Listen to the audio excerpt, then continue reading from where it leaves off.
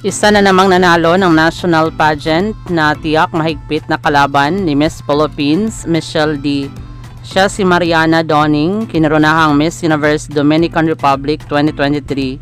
Panigurado, ito ay lalaban sa competition ng nasabing pageant dahil hindi lang magaling magsalita, maganda at matangkad pa.